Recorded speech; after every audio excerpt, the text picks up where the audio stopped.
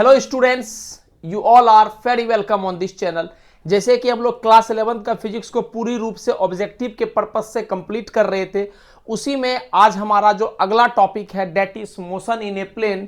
Motion in a plane का ये हम लोग ऑब्जेक्टिव नंबर 1 को डील कर रहे हैं और इसके बाद आपको ऑब्जेक्टिव नंबर 2 मिलेगा। मोशन इन ए प्लेन में खास करके हम लोग दो टॉपिक को डील करेंगे, डेट इज प्रोजेक्टाइल मोशन और रिलेटिव मोशन। ठीक है, चलिए बिना समय बर्बाद किए हुए हम लोग इस टॉपिक को स्टार्ट करते हैं। ठीक है, पहला सवाल आपको दिख रहा होगा। अच्छा, कंडीशन यही है कि प्रत्येक सवाल को आपको क्या करना है, खुद से पॉज करके पहले खुद से अटेम्प्ट करना है, उसके बाद ही सॉल्यूशंस को देखना है। और जैसा कि मैं क्या करता हूं, हर एक सवाल को जितना भी उससे आसपास का कॉन्सेप्ट होता है उसको रिकैप करते हुए सारा सॉल्यूशंस आपको बताते चलता हूं। ठीक है, चलिए स्टार्ट करते हैं। पहला सवाल आपको दिख रहा होगा। सवाल बोल रहा है The speed of a projectile at its maximum height is √3/2 times of its initial speed u of projection. It range from horizontal plane is. बहुत ध्यान से सुनना, इसमें जितना भी कॉन्सेप्ट इन्वॉल्व हो रहा है एक बार मैं आपको बता देता हूं, फिर जाके सारा कहानी बना लेंगे। ध्यान से सुनना। मान लो ये हमारे पास ग्राउंड है और ग्राउंड पर से एक गेंद को लेट से यू स्पीड से हम हॉरिजॉन्टल के साथ थीटा एंगल पर फेंके हैं, तो आपको पता है कि ये कुछ इस तरह का रास्ता लेगा, इस तरह का पाथ लेगा। इस पाथ को बच्चा हम क्या बोलते हैं, इस पाथ को बोलते हैं हम लोग पैराबोला। ठीक, इस पाथ को क्या बोलते हैं हम लोग, पैराबोलिक पाथ।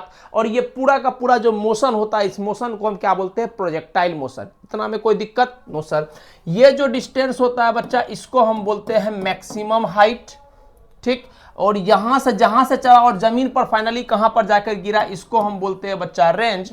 और t बराबर 0 पर मान लो हम फेंके थे और t बराबर कैपिटल T पर लेट से ये आके टकरा गया जमीन पर, तो ये कैपिटल T जो होता है वो होता है टोटल जर्नी का समय, या हम बोलते हैं इसको टाइम ऑफ फ्लाइट। आपको तीनों फॉर्मूला पता होना चाहिए। मैक्सिमम हाइट का फॉर्मूला होता है u square sine square theta बटे का 2g। रेंज का फॉर्मूला होता है u स्क्वायर साइन 2 थीटा बटे का g। और टाइम ऑफ फ्लाइट का फॉर्मूला होता है 2u साइन थीटा बटे का g। ठीक, ये सब बात आपको पता होना चाहिए। अब हम स्टार्ट कर रहे हैं अगले बात पर। तो आपको यह भी बताया जाता है कि अगर हम u का कंपोनेंट करेंगे तो इधर की तरफ u का कंपोनेंट क्या आएगा, u cos theta u sin theta. और मैक्सिमम हाइट पर जो आपके पास वेलोसिटी होता है वो होता है u cos थीटा।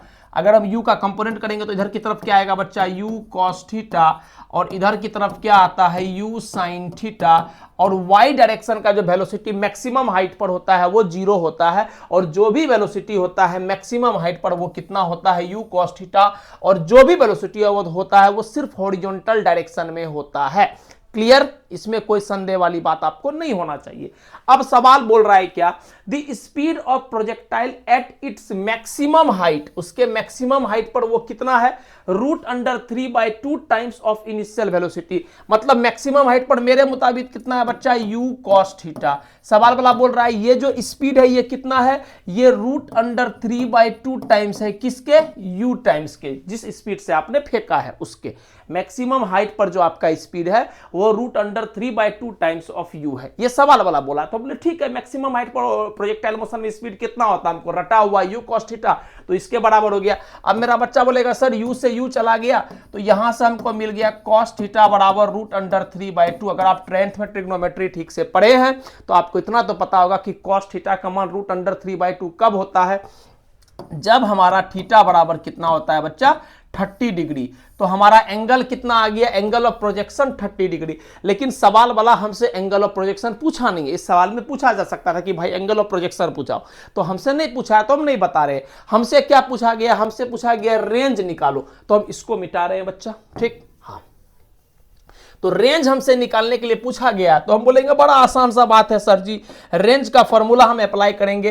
तो रेंज का फॉर्मूला होता है u स्क्वायर साइन 2 थीटा बटे का g, या हम एक और फॉर्मूला इस्तेमाल करते हैं 2 टाइम्स में u cos थीटा इंटू में u sin थीटा बटे का जी। दोनों में जो फॉर्मूला आपको पसंद हो आप उस रेंज का फॉर्मूला में अप्लाई कर सकते हैं। ठीक, हम इन फॉर्मूला को लेके आगे बढ़ रहे हैं। तो हम वैल्यू पुट कर रहे हैं, u कितना है सर जी, u तो u ही है, तो u का स्क्वायर इंटू में साइन 2 थीटा, थीटा मतलब 30 डिग्री, तो साइन 2 थीटा का मतलब क्या होगा बच्चा, साइन 60 डिग्री बटे का जी, एक बार और वैल्यू पुट करोगे तो यू स्क्वायर साइन 60 का मान होता है √3/2g। तो सॉल्व करेंगे तो आंसर कितना आ जाएगा √3u²/2g।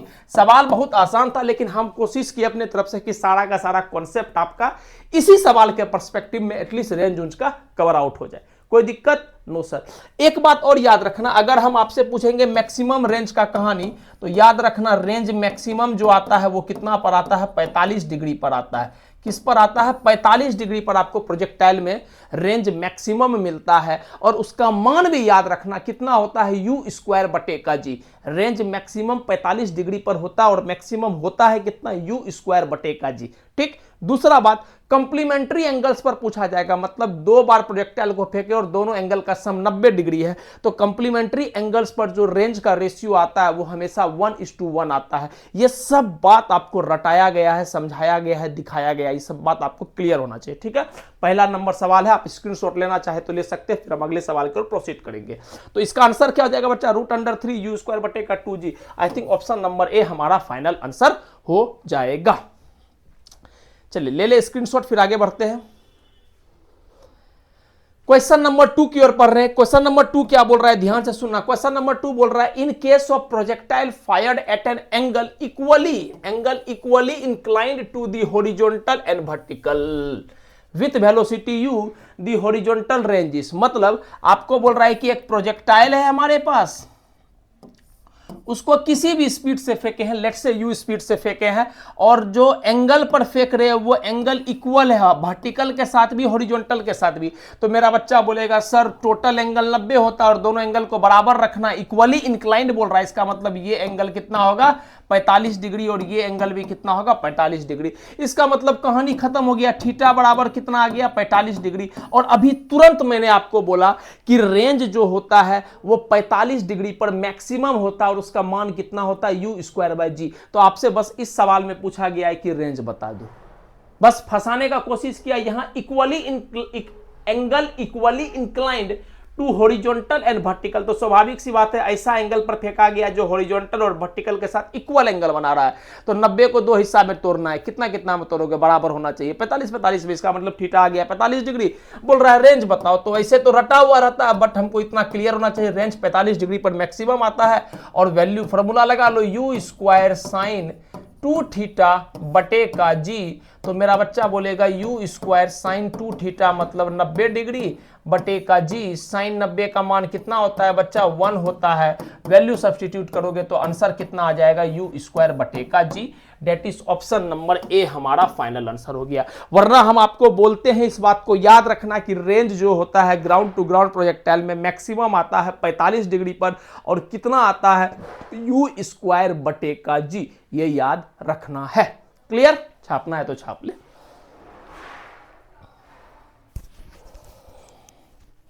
चलिए आगे बढ़े। Yes sir. क्वेश्चन नंबर 3 पर आ रहे हैं। क्वेश्चन नंबर 3 क्या बोल रहा है? ध्यान से देखना। क्वेश्चन नंबर 3 बोल रहा है the equation of a projectile is y बराबर √3x माइनस का gx² बटे का 2, then the angle of projection is. Angle of projection आपसे पूछा जा रहा है। ठीक। सबसे पहला बात तो अगर y और x के टर्म में कहानी दिया हुआ है तो आपको एक बात पता होना चाहिए जिसको हम बोलते हैं बच्चा equation of trajectory. Equation of trajectory, आपको इक्वेशन ऑफ ट्रेजेक्ट्री का फॉर्मूला रटा होना चाहिए।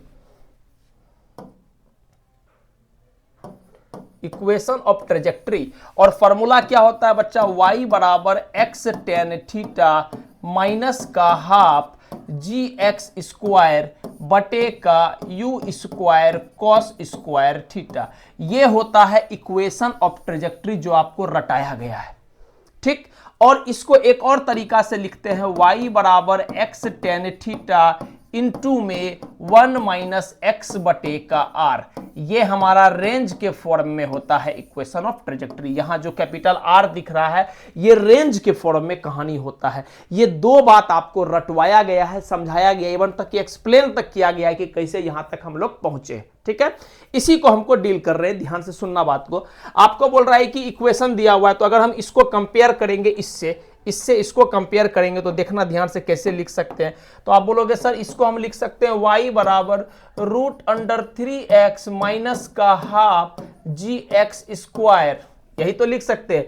तो हम बोलेंगे कुछ मत कर, यहां क्या है कि ये इक्वेशन ऑफ ट्रेजेक्ट्री है और वही चीज यहां दिया हुआ है। इसका मतलब अगर y y के बराबर है तो x का जो कोफिशिएंट है यहां पर और यहां जो x का कोफिशिएंट है वो आपस में बराबर होना चाहिए, तभी तो दोनों इक्वेशन सेटिस्फाई करेगा। इसका मतलब मेरा बच्चा बोलेगा सर कहानी समझ में आ गया, टेन थीटा का मान कितना होगा बच्चा, √3, और टेन थीटा का मान √3 तभी होता है जब थीटा बराबर कितना होता है 60 डिग्री। आपसे पूछा गया था एंगल ऑफ प्रोजेक्शन, छोटा बच्चा भी बोलेगा ऑप्शन नंबर बी 60 डिग्री। लेकिन ये तब ही कर पाओगे आप जब आपको इक्वेशन ऑफ ट्रेजेक्ट्री पता हो। अगर आपको इक्वेशन ऑफ ट्रेजेक्ट्री का फॉर्मूला नहीं पता है तो आप फंस जाओगे, फिर कर नहीं पाओगे। ठीक है, आप चाहो तो कंपेयर कर लेना, पूरा का पूरा सिचुएशन आपस में सूट करेगा। इतना बात क्लियर, कोई दिक्कत तो कुछ नहीं किया बच्चा। हमको ये जो लिखा हुआ था इसी को हम y बराबर x tan थीटा माइनस का हाफ gx² बटे का u² को आप चाहो तो cos से भी इस पूरा कोफिशिएंट को कंपेयर कर सकते, लेकिन थोड़ा सा कैलकुलेटिव हो जाएगा, इसलिए हम बोले क्या, कुछ नहीं, अगर दोनों इक्वेशन ऑफ ट्रेजेक्ट्री है जो x का कोफिशिएंट है यहां और वहां दोनों आपस में बराबर होना चाहिए, उसके बेसिस पर टेन थीटा का मान √3 होना चाहिए। और टेन थीटा का मान √3 कब हो सकता है, सिर्फ एक ही सिचुएशन में हो सकता है जब थीटा आपका कितना डिग्री हो बच्चा, 60 डिग्री। कोई दिक्कत, क्लियर, छाप लो। चलिए अगले सवाल की ओर प्रोसीड करते हैं। क्वेश्चन नंबर 4 बोल रहा है क्या, the equation of projectile is, वापस से इक्वेशन ऑफ ट्रेजेक्ट्री दिया हुआ, y बराबर 16x माइनस का x² बटे का 4 और आपको निकालना है वापस से क्या, रेंज। तुरंत मेरा बच्चा को यह बात क्लिक होना चाहिए, सर अभी जो आपने इक्वेशन ऑफ ट्रेजेक्ट्री बताया था वो रेंज के फॉर्म में ये कहानी था, तो कोशिश करते हैं हम इस तरह से उसको ला पाए। तो देखना ध्यान से, हमने क्या बोला कि रेंज का के टर्म में कहानी क्या होता है, तो आप बोलोगे y बराबर x tan थीटा इंटू में 1 माइनस x बटे का r, ये हमारा रेंज के टर्म में इक्वेशन ऑफ ट्रेजेक्ट्री होता है। ठीक, कुछ ऐसा ही कहानी में हम कोशिश करेंगे इसको बनाने का, और उसके बाद जो भी यहां पर बचेगा r वो हमारा रेंज कहला जाएगा। तो हम इक्वेशन को लिख रहे हैं, बहुत ध्यान से सुनना, इक्वेशन को लिख रहे हैं y बराबर 16x माइनस में x² बटे का 4। कोई दिक्कत नो सर, हम एक काम कर रहे, ऊपर भी 16 से मल्टीप्लाई करो और नीचे भी 16 से मल्टीप्लाई करो, ऐसा तो हम कर ही सकते, 16 से ऊपर नीचे मल्टीप्लाई कर सकते, बढ़िया। अब ऊपर वाला को देखो, यहां 16x यहां 16x², एक काम करो 16x कॉमन ले लो, जैसे ही हम 16x बाहर निकालेंगे तो यहां बच गया 1 माइनस में यहां क्या बच गया x, और यहां पर कितना आ गया 16 चौके 64, ये चीज बच गया। कोई दिक्कत नहीं। अब इसी को बच्चा हम इससे कंपेयर करेंगे, हम लिख नहीं रहे, हम डायरेक्ट दिखा रहे आपको। तो मेरा बच्चा बोलेगा सर आप समझ में आ गया, टेन थीटा का बात करोगे तो यहां पर टेन थीटा, जो टेन थीटा है यहां पर टेन थीटा का मान क्या हो जाएगा 16, और 1 तो 1 माइनस तो माइनस, और यहां रेंज r है और यहां r कितना है ये 64। इसका मतलब इस दोनों को हम कंपेयर करके डायरेक्ट हम लिख रहे हैं ऑन कंपेयरिंग, जैसे ही दोनों को कंपेयर करोगे तो r बराबर कितना आ जाएगा, छोटा बच्चा भी बोलेगा r बराबर 64, कहानी किसमें दिया हुआ, मीटर में, तो हमारा आंसर आ जाएगा r बराबर का 64 मीटर। एकदम बेस्ट अप्रोच बता रहे ऑब्जेक्टिव को टैकल करने का आपको, ठीक है। कुछ मत करो, इसको देखते ही क्लिक होना चाहिए सब बात। ये ज्यादा बार सवाल को प्रैक्टिस करोगे तभी क्लिक होगा, वरना अपने आप क्लिक नहीं होगा। तो इस केस में हमारा आंसर हो जाएगा option number 3, that is 64 meter. Clear. इस सवाल को इस इक्वेशन से टैकल किया क्योंकि एंगल पूछा गया था, इस सवाल में रेंज पूछा गया था अगले सवाल में, तो इस रेंज वाला के लिए इसी तरह से ये और ये दोनों का दोनों इक्वेशन ऑफ ट्रेजेक्ट्री है। लेकिन आपको कई बार पढ़ाते समय भी बताएं कि जब एंगल ऑफ प्रोजेक्शन को अप्रोच करना हो तो हमेशा इस इक्वेशन से अप्रोच किया करो, और अगर रेंज के फॉर्म में कहानी पूछा गया हो तो इस तरह से इक्वेशन ऑफ ट्रेजेक्ट्री को अप्रोच करो। तो दोनों का इस्तेमाल आपको हम इस सवाल और इस सवाल के पर्सपेक्टिव से दिखा दिए, आपको समझ में आना चाहिए ये सब बात, ठीक है। नोट कर ले, बड़े आगे। Yes sir. क्वेश्चन नंबर 5 की ओर प्रोसीड करते हैं। क्वेश्चन नंबर 5 क्या बोल रहा है, बहुत ध्यान से सुनना। क्वेश्चन नंबर 5 बोल रहा है, if A projectile is fired at an angle theta two the vertical. अच्छा, इस बार जो प्रोजेक्टाइल को फायर्ड किया गया है बच्चा, उसको जो फायर्ड किया गया लेट से यू स्पीड से, वो वर्टिकल के साथ थीटा एंगल पर फायर्ड किया गया। बहुत ध्यान से सुनना, अभी तक जितना भी कहानी हम बनाते थे उसमें प्रोजेक्टाइल को हॉरिजॉन्टल के साथ फायर किया जाता था थीटा एंगल पर। इस बार सवाल बड़ा घुमा दिया, वर्टिकल के साथ थीटा के साथ प्रोवाइड किया गया, फायर्ड किया गया है। Then the maximum height is given by, दोनों कहानी समझा देते, ध्यान से सुनना। पहले जो बेसिक है उसको समझो। अगर किसी भी प्रोजेक्टाइल को हम यू स्पीड से प्रोजेक्ट करते थे थीटा एंगल के साथ, तो आपको पता है प्रोजेक्टाइल ऐसे पाथ करता था, और ये जो हाइट हुआ करता था बच्चा, ये हमारा मैक्सिमम हाइट हुआ करता था। और मैक्सिमम हाइट का फॉर्मूला हुआ करता था you square sine square theta बटे का 2g। ये आपको याद होना चाहिए। इतने नहीं, आपको ये भी शायद याद होगा कि सर अगर u का हम कंपोनेंट करते थे तो इधर आता था u cos थीटा और इधर आता था हमारे पास u sin थीटा, और यही वेलोसिटी है जो बॉल को ऊपर ले जा रहा है, इसलिए हम इसको ऐसे भी लिखते थे initial velocity along y direction का स्क्वायर बटे का 2g। हर तरीका से अप्रोच करवाए थे आपको कहानी प्रोजेक्टाइल। ये बेसिक था, ये हमसे पूछा नहीं गया, यहां पर कहानी यहां पूछा गया। तो मेरा बच्चा बोलेगा सर u का कंपोनेंट इधर क्या हो जाएगा, u cos थीटा, जिसको हम बोलेंगे initial velocity along y direction, और इधर का कंपोनेंट क्या हो जाएगा u sin थीटा, जिसको हम बोलेंगे initial velocity along x direction. और हमसे मैक्सिमम हाइट पूछा गया तो कहानी ऐसने चलेगा, मैक्सिमम हाइट कुछ ऐसने बनेगा, और h बराबर क्या होता है initial velocity along y direction, that is uy का स्क्वायर बटे का 2g। और यहां अगर आप इस फिगर में देखोगे तो initial velocity along y direction कितना है बच्चा, u cos थीटा, तो वैल्यू सब्स्टिट्यूट करो u cos थीटा बटे का 2g, ऊपर में होल स्क्वायर था, तो सॉल्व करेंगे तो आंसर कितना आना चाहिए u square cos square theta बटे का 2g। आगे से अगर आप ध्यान रखना चाहते हैं तो आप डायरेक्ट भी इस सवाल को कर सकते हैं। क्या, अगर हॉरिजॉन्टल के साथ एंगल बन रहा है थीटा, जो हम पढ़ते आ रहे हैं शुरू से, तो उस केस में हमारा मैक्सिमम हाइट क्या होता है you square sine square theta बटे का 2g। लेकिन अगर वर्टिकल के साथ एंगल बन रहा है प्रोजेक्टाइल मोशन का, तो उस केस में मैक्सिमम हाइट क्या होता है you square cos square theta बटे का 2g। That's it. तो ऑप्शन नंबर ए 1 हमारा फाइनल आंसर हो जाएगा। क्लियर है बात? स्क्रीनशॉट लेना है तो आप ले सकते हैं।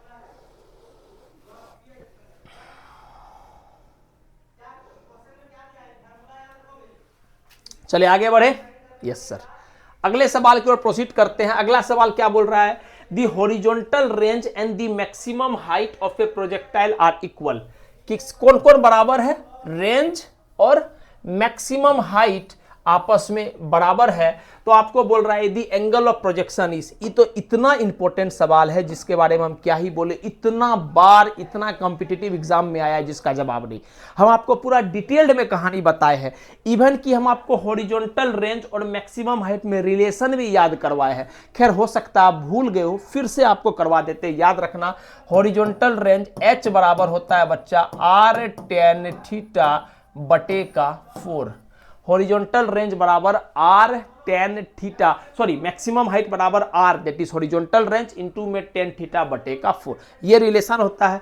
सवाल वाला बोल रहा है कि h और r आपस में बराबर है। अगर h और r आपस में बराबर है, if h is equal to r, अगर आपस में बराबर है, तो मेरा बच्चा बोलेगा सर h बराबर r के जगह हम h लिख सकते हैं, और यहाँ से tan थीटा बटे का 4 टक टक गया, यहाँ से tan थीटा बराबर कितना आ गया 4, या हम इसी को ऐसे लिख सकते हैं थीटा बराबर कितना आ जाएगा tan इनवर्स में 4, या हम इसी को अप्रोक्सीमेटली 76 डिग्री 76 डिग्री भी लिखते हैं।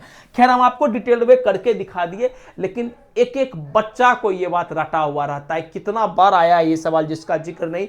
हॉरिजॉन्टल रेंज और मैक्सिमम हाइट कब बराबर होता है, थीटा बराबर tan इनवर्स 4 पर, या हम अप्रोक्सीमेटली 76 डिग्री बोल सकते हैं। खैर हमने आपको पूरा डिटेल्ड में यहां पर करके दिखा दिया। तो इस सवाल का आंसर क्या option number 4 that is theta बराबर 10 इनवर्स 4। कभी कभी फंसाने के लिए ये ऑप्शन भी थीटा बराबर 10 इनवर्स में 1/4 भी आपको दे देता है, तो इस बात को आप ध्यान में रखना है। 10 इनवर्स 1/4 पे कहानी नहीं बनता है, कहानी 10 इनवर्स 4 पे बनता है। और डिटेल में जानना है तो पूरा बच्चा की तरह एक एक बात करा दिए। ये रिलेशन को याद रखना, मैक्सिमम हाइट और रेंज के कहानी का रिलेशन को, ठीक है। छाप लीजिए जिसको स्क्रीनशॉट लेना है तो।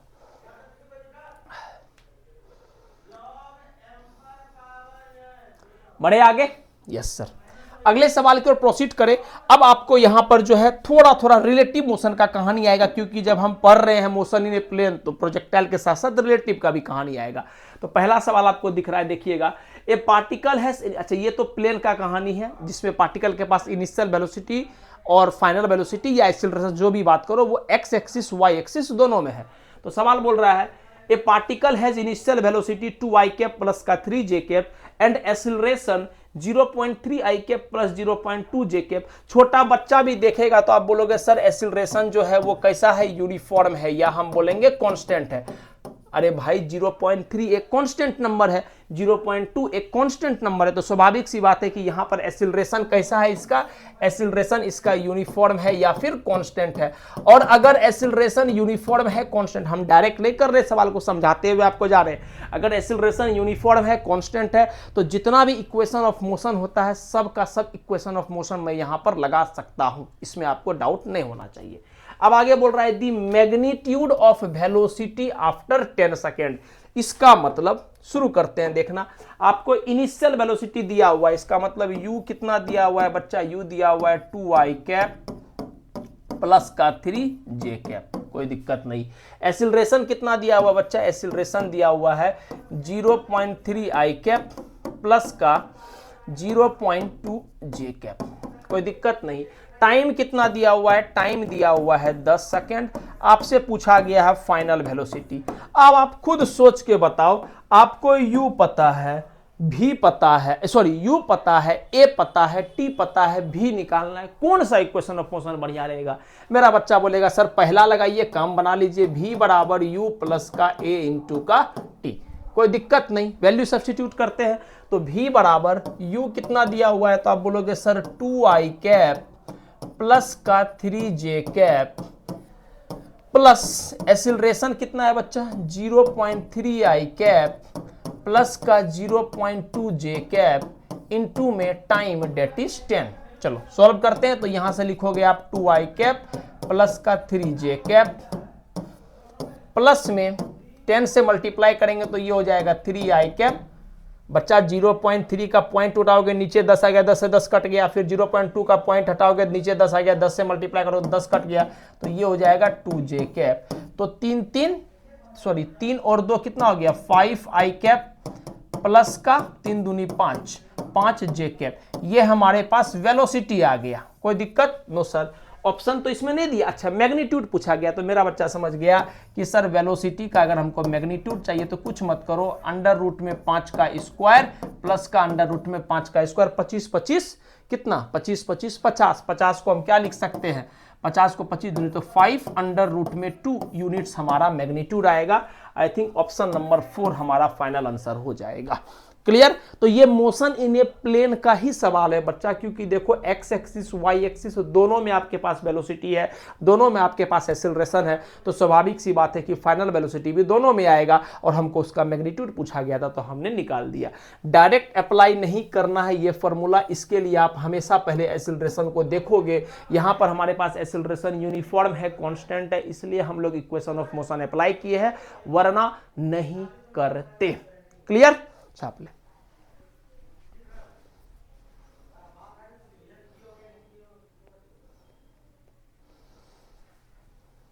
चलिए आगे बढ़े। अगला सवाल हमारे पास क्या दिख रहा है, ध्यान से देखना, रिलेटिव मोशन का ही सवाल है ये। सवाल को देखते हैं ध्यान से। सवाल क्या बोल रहा है, a train moves in north direction with speed 54 kilometre per hour. A monkey is running on the roof of the train against its motion. अच्छा, जिधर ट्रेन जा रहा है उसके उल्टा दिशा में उसके छत पर मंकी दौड़ रहा है with velocity 18 kilometre per hour. अच्छा 18 kilometre per hour with respect to train. अच्छा, मंकी का पास जो वेलोसिटी है वो ट्रेन के रिस्पेक्ट में है। Then the velocity of monkey as observe by man standing on the ground. अच्छा, मंकी का वेलोसिटी पूछा गया है ग्राउंड के रिस्पेक्ट में। 4 ऑप्शन। अच्छा, मीटर पर सेकंड में दिया है, इसका मतलब हमको मीटर पर सेकंड नहीं सोचना है। ठीक, आपको पता होना चाहिए ग्राफिकली कि हम क्या बोल रहे हैं। ये ईस्ट होता है, ये नॉर्थ होता है, ये साउथ होता है और ये वेस्ट डायरेक्शन होता है। तो हम ऐसे नहीं बना रहे, हम प्लेन को ऐसे बना रहे, हम इधरे नॉर्थ मान लिए, इसको घुमा दिए तो इधर हम नॉर्थ मान लिए। ठीक है, ज्यादा फील हो पाएगा, वरना ऊपर दौड़ाएंगे तो मुश्किल होगा, है ना। हाँ, तो ध्यान से देखना, इधर को हम नॉर्थ डायरेक्शन मान लिए अपने मन से सवाल करने के लिए। हमारे पास ये ट्रेन है,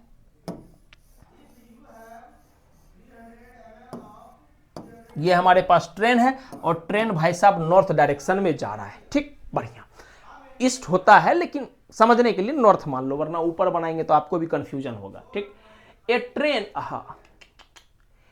train moves in north direction with speed 54 kilometre per second. मतलब वेलोसिटी ऑफ ट्रेन कितना है बच्चा, 54 किलोमीटर पर आवर। बहुत बढ़िया बात। ठीक, आगे बढ़ो। And A monkey is running on the roof of train. इसके छत पर एक बंदर है ना। हाँ, एक बंदर है इसके छत पर। Against the running on the roof of train against its motion with a velocity of 18 kilometre with. अच्छा, ट्रेन उधर जा रहा है तो ट्रेन के उल्टा दिशा में ये दौड़ रहा है, मतलब इधर दौड़ रहा है। तो ये है velocity of monkey with respect to train. और ये कितना दिया हुआ है बच्चा, ये दिया हुआ है 18 किलोमीटर पर आवर।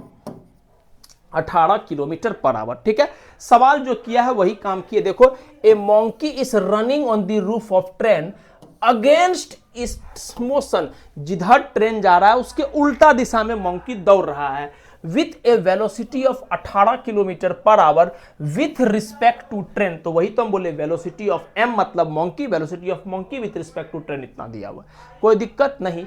आपसे पूछा गया है कि find the velocity of monkey as observe by man standing on the ground. मतलब सवाल में इतना सा कहानी है कि आप हमको वेलोसिटी ऑफ मंकी बता दो डायरेक्शन के साथ। ठीक, याद रखना, हम इधर नॉर्थ लिए तो अगर आंसर इधर आ रहा है तो हम नॉर्थ ले लेंगे, इधर आ रहा है तो हम साउथ ले लेंगे। ठीक, चलो सॉल्व करना शुरू करते हैं। ध्यान से देखना, बहुत ध्यान से सुनना और देखना बच्चा।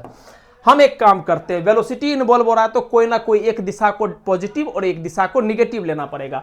तो हम अपने मन से इसको मिटा रहे हैं। ठीक है, आप तो जान ही गए हम इधर नॉर्थ लिए। ठीक, हम अपने मन से इस डायरेक्शन को पॉजिटिव ले लेते हैं और इस डायरेक्शन को हम निगेटिव ले लेते हैं। आप उल्टा भी ले लोगे तो कोई फर्क नहीं पड़ेगा बच्चा, वेलोसिटी इन्वॉल्व हो रहा है तो डायरेक्शन तो देखना पड़ेगा।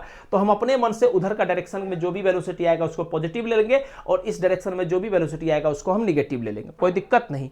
अब आपको इस सवाल को करने के लिए बहुत बेसिक सा कॉन्सेप्ट पता होना चाहिए कि sir velocity of A with respect to B का फॉर्मूला क्या होता है। रिलेटिव वेलोसिटी में आप पढ़े हैं, उसका फॉर्मूला होता है वेलोसिटी ऑफ ए माइनस में वेलोसिटी ऑफ बी। अगर आपको ये फॉर्मूला भी नहीं पता है तो फिर आगे सब कुछ गड़बड़ हो जाएगा, आप बना नहीं पाओगे। तो आपको ये बेसिक फॉर्मूला पता होना चाहिए, क्या कि velocity of A with respect to B क्या होता है, वेलोसिटी ऑफ ए माइनस का वेलोसिटी ऑफ बी। ठीक, क्लियर। बस इसी फॉर्मूला का हम इस्तेमाल करेंगे, ध्यान दीजिएगा, आपके पास ही हम इस्तेमाल कर रहे हैं इस फॉर्मूला को। हम आपसे पूछेंगे बताओ velocity of monkey with respect to train क्या होगा। तो मेरा बच्चा बोलेगा सर वही फॉर्मूला के बेसिस पर हम बोलेंगे वेलोसिटी ऑफ मंकी माइनस का वेलोसिटी ऑफ ट्रेन। हम बोलेंगे बहुत अच्छा बात है। एक काम करो, इसको इधर लेकर आओगे तो क्या आप इसको ऐसे लिख सकते हो कि वेलोसिटी ऑफ मंकी बराबर velocity of monkey with respect to train. इसको इधर ले गए तो प्लस वेलोसिटी ऑफ ट्रेन। बोलेंगे बिल्कुल सर, कोई दिक्कत नहीं, कर ही सकते। ठीक, बढ़िया बात। वैल्यू पुट करते हैं तो देखना velocity of monkey with respect to train कितना है। तो आप बोलोगे sir velocity of monkey with respect to train कितना, 18। लेकिन इधर का डायरेक्शन को आप निगेटिव लिए तो यहां पर आप क्या लिखोगे बच्चा, माइनस का 18। ठीक, प्लस। अब आओ velocity of train. Velocity of train कितना है बच्चा, 54। किधर, इधर। इधर का डायरेक्शन को आप पॉजिटिव लिए तो आप क्या लिखोगे, प्लस का 54। इसमें कोई दिक्कत नहीं। तो आपसे हम पूछेंगे 18, चलो कर ही देते, थोड़ा सा इसको नीचे लेकर जाते हैं। अगर हम बोलेंगे 18 माइनस 18 प्लस 54 कितना होगा, तो छोटा बच्चा भी बोलेगा सर वेलोसिटी ऑफ मंकी जो आ गया वो कितना आ गया, 18 माइनस का ये तो ये आ गया 34 किलोमीटर पर आवर। चूंकि पॉजिटिव आया है तो डायरेक्शन किधर होगा, नॉर्थ की तरफ। क्या इतना बात क्लियर? आइए ऑप्शन खोजते हैं। 34 किलोमीटर, ओहो मीटर पर सेकंड में है तो पहले इसको बदलना पड़ेगा। तो मेरा बच्चा बोलेगा सर बड़ा आसान सा काम है, किलोमीटर पर आवर को मीटर पर सेकंड में चेंज करने के लिए क्या करते हैं, 5/18 से मल्टीप्लाई करते हैं। तो करेंगे तो 18 से 2 बार में, तो आंसर कितना आ गया, 10 मीटर पर सेकंड। किधर की तरफ, नॉर्थ की तरफ। क्यों? बिकॉज सवाल के शुरुआत में मैं आपको बोला, सवाल के शुरुआत में मैंने आपको बोला था कि इस डायरेक्शन को हम ले रहे हैं नॉर्थ डायरेक्शन अपने मन से, और अगर ये डायरेक्शन को नॉर्थ ले रहे हैं तो फाइनल आंसर भी पॉजिटिव आया है। पॉजिटिव का मतलब नेट जो ये वेलोसिटी ऑफ मंकी है विद रिस्पेक्ट टू ग्राउंड वो इधर की तरफ है, ना कि इधर की तरफ है। अगर इधर की तरफ है तो स्वाभाविक सी बात है इस डायरेक्शन को हम नॉर्थ लिए तो आंसर भी नॉर्थ आना चाहिए। That is option number D हमारा फाइनल आंसर हो जाएगा। 10 मीटर पर सेकंड ड्यू नॉर्थ, ये हमारा फाइनल आंसर हो जाएगा। एकदम बेसिक तरीका से पूरा सॉल्यूशंस आपके सामने में लिखा हुआ है, आप चाहो तो स्क्रीनशॉट ले सकते हैं।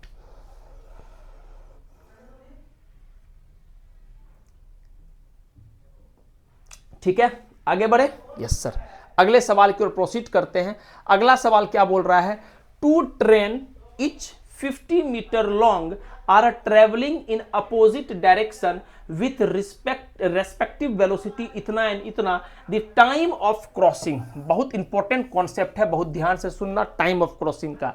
मान लो 2 ट्रेन है हमारे पास, एक है ट्रेन नंबर ए और दूसरा है ट्रेन नंबर बी, दोनों अपोजिट डायरेक्शन में चल रहा है। इसका मतलब ये चल रहा है कितना के रफ्तार से, मान लेते हैं 10 से, तो ये वाला 15 के, इसके उल्टा दिशा में, तो ये चल रहा है इधर की तरफ 15 मीटर पर सेकेंड। कोई दिक्कत नहीं। सबसे पहला काम, एक काम किया करो, जब भी इस तरह का कहानी दे तो एक को दूसरे के रिस्पेक्ट में रोक दो। तो हम यहां पर कहानी विथ रिस्पेक्ट टू बी बना लेते हैं, बी के रिस्पेक्ट में। तो मेरा बच्चा बोलेगा सर बी के रिस्पेक्ट में आप कहानी पर बनाओगे तो बी हमारा क्या हो गया बच्चा, रेस्ट में आ गया, रुक गया। और ए के पास वेलोसिटी पहले कितना था, इधर की तरफ 10, और बी का वेलोसिटी को आप क्या करोगे, उल्टा करके ए को दोगे। सिखा सिखा के बुढ़ाओगे आप, तो समझ जाओ इस सब बात को।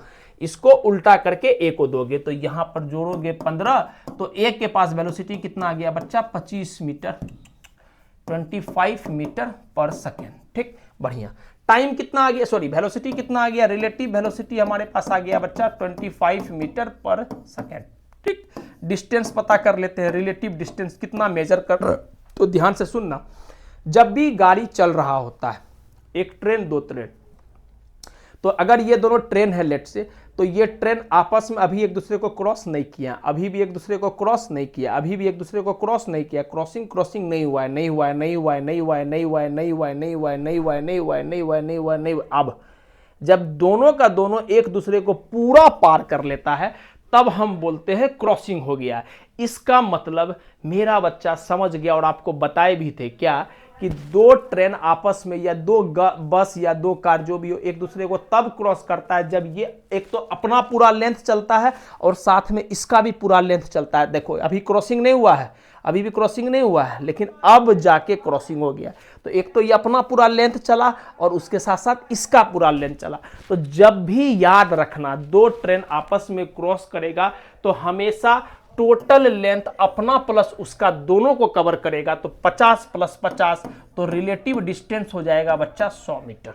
ये बात ध्यान में रखना, जब भी क्रॉसिंग का सवाल आएगा तो ट्रेन अपना लेंथ के साथ साथ उस ट्रेन का भी पूरा लेंथ को कवर करेगा, तब हम बोलेंगे कि क्रॉसिंग हुआ है। ठीक, ये क्रॉसिंग नहीं हो, क्रॉसिंग नहीं हुआ, लेकिन जब पूरा आर पार हो गया तो अपना लेंथ तो चला साथ साथ में इसका भी लेंथ चला, तो ये टोटल लेंथ जो होता है दोनों का जोड़ना होता है। तो एक ट्रेन का लेंथ 50 मीटर है तो 50 मीटर अपना और 50 मीटर दूसरा का, तो टोटल कितना डिस्टेंस चला, 100 मीटर। अब बच्चा वाला सवाल आ गया, डिस्टेंस पता है, स्पीड पता है, टाइम पूछा गया है।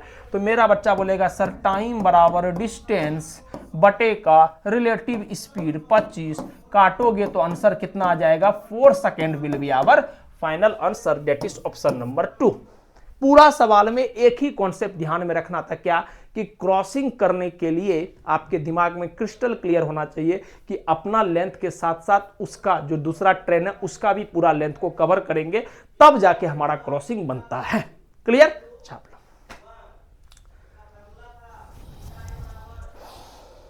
चलिए आखिरी सवाल की ओर हम लोग प्रोसीड करते हैं। ये हमारा लास्ट सवाल है और इसके बाद आपको ऑब्जेक्टिव नंबर पार्ट 2 मिलेगा मोशन इन ए प्लेन का ही। ध्यान से सुने, सवाल बोल रहा है क्या, ए boat is selling with velocity इतना विथ रिस्पेक्ट टू ग्राउंड, मतलब आपको वेलोसिटी ऑफ बोट दिया हुआ है। कितना दिया हुआ है बच्चा, 3i कैप प्लस का 4j कैप, यह है आपको वेलोसिटी ऑफ बोट। बढ़िया। And water is flowing with velocity इतना, relative water is flowing with velocity इतना। अच्छा, वेलोसिटी ऑफ वाटर आपको दिया हुआ है, कितना दिया हुआ है वेलोसिटी ऑफ वाटर, तो ये दिया हुआ है माइनस का 3i कैप और माइनस का 4j कैप। बहुत बढ़िया, सब कुछ जो दिया हुआ है जिटिस रख ली। ठीक, अगर कुछ ना बोला गया हो तो आपके दिमाग में ये भी पता होगा सर ये velocity of boat with respect to ground है, ये velocity of water with respect to ground है, ये सब बात आपको क्लियर होगा। बढ़िया। Relative velocity of boat with respect to water, मतलब आपसे पूछा गया है velocity of boat with respect to water, ये निकाल के दिखाओ। इतना सा सवाल है।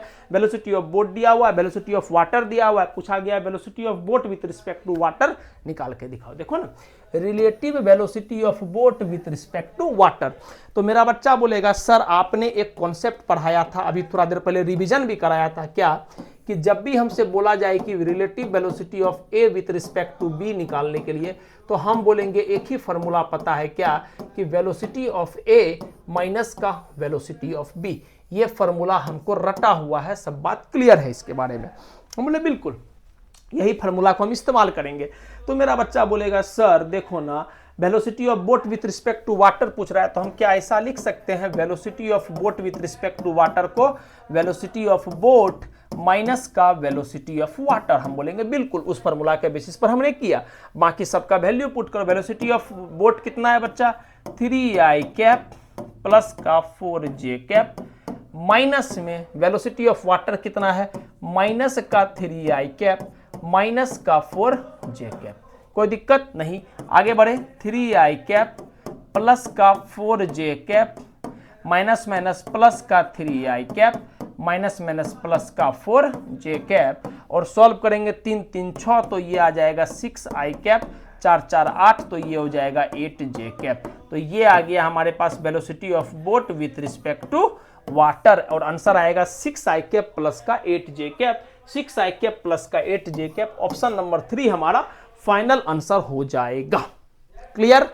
बेसिक कॉन्सेप्ट जितना पॉसिबल था सबका आपको रिवीजन हम करा दिए। कुछ कॉन्सेप्ट और बचा हुआ जिसको हम ऑब्जेक्टिव नंबर 2 में देख लेंगे। क्लियर? यहां पर हमारा मोशन इन ए प्लेन का लेक्चर्स पूरा रूप से कंप्लीट हुआ, पार्ट 1। फिर हम लोग मिलते हैं अगले कंटेंट के साथ अगले लेक्चर्स में। फिलहाल के लिए थैंक यू, गुड लक, पढ़ते रहिए।